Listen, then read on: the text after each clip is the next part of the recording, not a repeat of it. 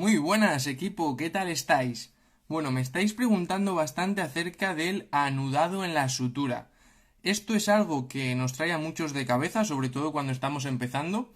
Yo me acuerdo que una de mis grandes problemáticas al principio no era el pasar la aguja de un borde al otro, atravesar la piel y demás, sino anudar el nudo, o sea, anudar el hilo.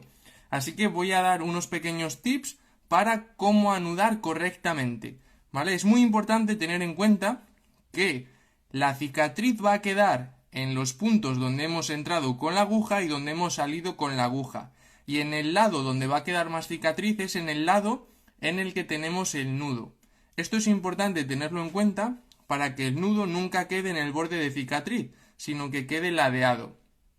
Y preferiblemente, por supuesto, que quede ladeado hacia uno de los bordes que se vea menos. Para realizar el anudado vamos a coger el cabo que tiene la aguja. Si estamos con seda vamos a dar, esto es una referencia, para que tengáis de referencia.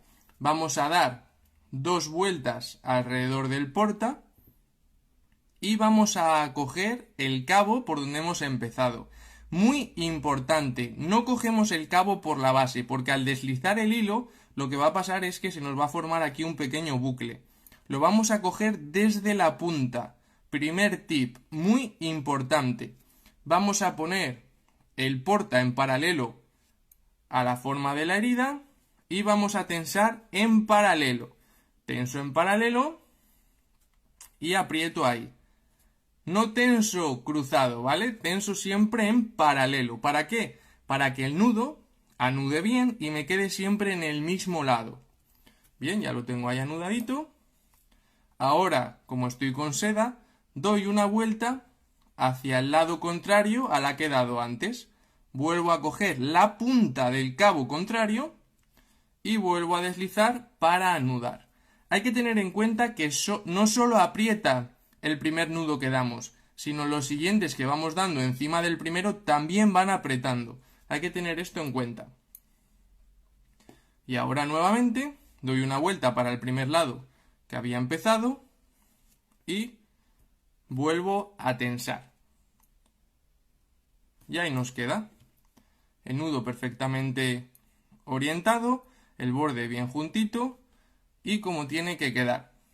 Muy importante. Ahora lo que vamos a hacer es cortar los cabos bien cortitos, porque si les dejamos demasiado largos pueden generar un poquito de fricción y producir que se haga un poquito de eritema, edema, etcétera, etcétera. Así que bien cortitos. Cortitos de tal manera que nos permita tirar luego para retirarlo, pero tenderá a dejarles cortitos. El tema vueltas es un poco lioso, ¿vale? Es un poco que nos trae de cabeza. Se dice que cuando estamos con seda damos en el primer nudo 2 vueltas y luego en los sucesivos una sola vuelta. Si empezamos en sentido horario, pues damos una antihoraria, una horaria, una antihoraria, una horaria. Y así como tantos nudos vayamos a hacer. ¿Qué referencia podemos tomar para saber cuántos nudos voy a hacer? Pues otra referencia que podemos tener es como tantos ceros tenga la aguja, ¿vale? Como tenga la sutura. 3 ceros, pues 3 nudos. 4 ceros, pues 4 nudos. 5 ceros, pues 5 nudos. Así que otro tip bastante interesante.